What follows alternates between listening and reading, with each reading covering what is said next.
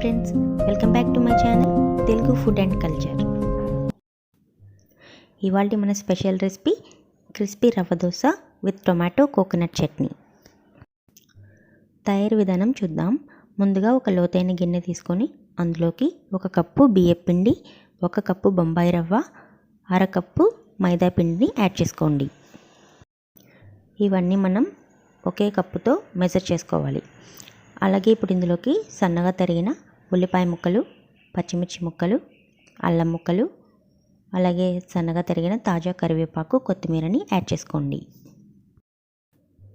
ఇప్పుడు 1 tea spoon జీలకర్ర, రుచికి తగినంత ఉప్పుని యాడ్ చేసుకుని కొద్దిగా వాటర్ యాడ్ చేసుకుంటూ ఒక 100 ml వరకు వాటర్ యాడ్ చేసుకుంటూ ఇలా మొత్తం పిండి అంతా బాగా తడిచేటట్టు ముద్దగా కలుపుకోండి.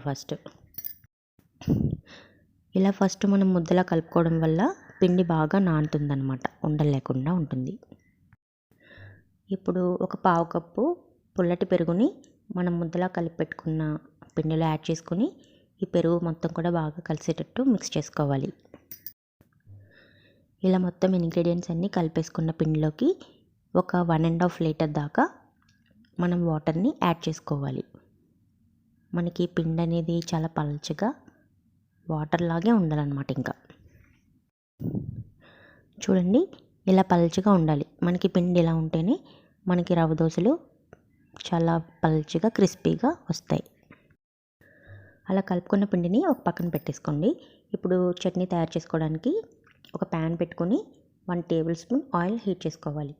అందులోకి 1 టేబుల్ స్పూన్ మినపగుళ్ళు, 1 టేబుల్ స్పూన్ పచ్చిశనగపప్పు, 2 టేబుల్ స్పూన్స్ వేరుశెనగ గుళ్ళు,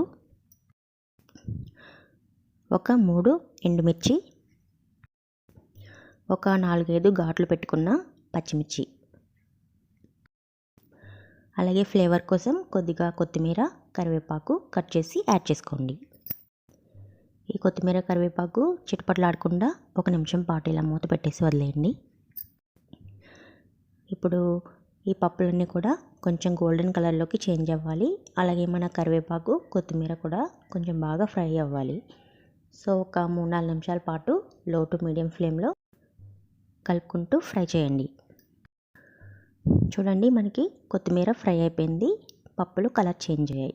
ఇప్పుడు ఇందులోకి 2 మీడియం సైజ్ బాగా పండిన టొమాటోల్ని స్లైసెస్గా కట్ చేసుకొని యాడ్ చేసుకున్న తర్వాత ఇలా గరిటెతో ఒకసారి కలుపుకున్నాక కొద్దిగా సాల్ట్ యాడ్ చేసుకొని మూత పెట్టుకొని టొమాటోలు మ్యాష్ అయ్యే వరకు మనం కుక్ చేసుకోవాలి. నేను ఇక్కడ కల్లుప్పు యూజ్ చేశాను, మీరు సాల్ట్ కూడా యాడ్ చేసుకోవచ్చు. 3-4 నిమిషాల పాటు మీడియం ఫ్లేమ్లో ఉడికించుకున్నాక మనకి టొమాటో ఇలా మెత్తగా ఉడికిపోతుంది. ఇప్పుడు ఈ మిశ్రమాన్ని ఒకసారి కలుపుకొని స్టవ్ ఆఫ్ చేసుకొని పక్కన పెట్టుకోండి. మనకి ఇది కంప్లీట్గా కూల్ అవ్వాలన్నమాట. ఇప్పుడు ఒక మిక్సీ జార్లోకి ముదిరిన ఒక సగం కొబ్బరి చెక్కని ఇలా ముక్కలుగా కట్ చేసుకొని ఒకసారి కడుక్కొని మిక్సీ జార్లో వేసుకొని ఇలా గ్రైండ్ చేసుకోవాలి. మనకి కొబ్బరికాయ అనేది ముదిరిందైతేనే పచ్చడి చాలా టేస్టీగా ఉంటుందన్నమాట. ఇప్పుడు ఇందులోకి మనం ముందుగా చల్లారి పెట్టుకున్న టొమాటో పప్పుల మిశ్రమాన్ని యాడ్ చేసుకోండి.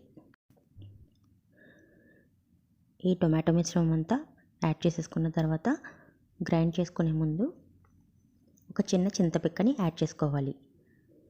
చూడండి, ఇంత కొద్దిగా వేసుకోవాలన్నమాట. ఇప్పుడు ఒక 1/2 కప్పు దాకా వాటర్ని యాడ్ చేసుకొని మూత పెట్టుకొని మరీ స్మూత్ పేస్ట్లా కాకుండా కొద్దిగా లైట్గా బరక ఉండేటట్టు గ్రైండ్ చేసుకోవాలి. మన tasty coconut and tomato chutney ready అయిపోయింది. దీన్ని ఒక పక్కన పెట్టుకోండి.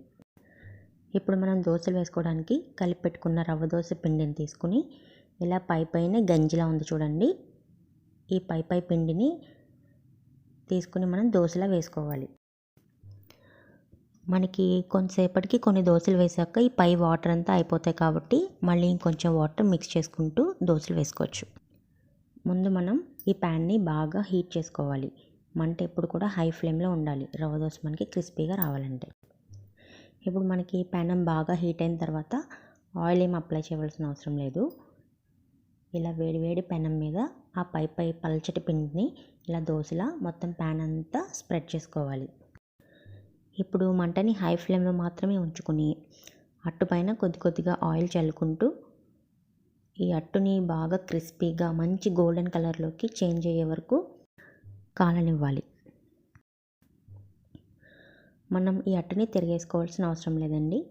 జస్ట్ అలా ప్యాన్ నుంచి సెపరేట్ అయ్యే వరకు కాలిన తర్వాత జస్ట్ అలా ఫోల్డ్ చేసేసుకొని సర్వ్ చేసేసుకోవడమే. నార్మల్గా మనం ఇలా దోశ వేసి అది క్రిస్పీగా అయ్యే వరకు వదిలేస్తే కనుక మధ్యలో మాడిపోతూ ఉంటుంది, సైడ్స్ ఏమో క్రిస్పీగా రాకుండా సాఫ్ట్గా ఉండిపోతాయి. దీనికి ఒక చిన్న టిప్ ఏంటంటే, మనకి మంట ఎక్కడైతే బాగా తగులుతుందో అక్కడ బాగా కాలిన తర్వాత ప్యాన్ని ఆ మంట మీదకి జరుపుకొని ఇలా దోశ మొత్తం కూడా మంచి గోల్డెన్ అండ్ క్రిస్పీగా అయ్యే వరకు మనం కాల్చుకుంటూ ఉండాలి. ఇలా మంచి కలర్ వచ్చేసిన తర్వాత ఒకేసారి దోశని తిరిగేసేయకుండా కొద్ది కొద్దిగా మొత్తం దోశని ప్యాన్ నుంచి సెపరేట్ చేశాక ఇలా ఫోల్డ్ చేసుకొని సర్వింగ్ ప్లేట్లోకి తీసుకోండి. ఫ్రెండ్స్, మీకు ఈ వీడియో నచ్చినట్టయితే తప్పకుండా లైక్ చేయండి, మీ ఫ్రెండ్స్ అండ్ రిలేటివ్స్కి షేర్ చేయండి. అలాగే మీకు నచ్చే టేస్టీ అండ్ సింపుల్ వంటల్ని ఇంకా వివరంగా చూడాలనుకుంటే మన తెలుగు ఫుడ్ కల్చర్ ఛానల్కి సబ్స్క్రైబ్ చేసుకొని పక్కనే ఉన్న బెల్ ఐకాన్ని ప్రెస్ చేయండి. Thank you for watching.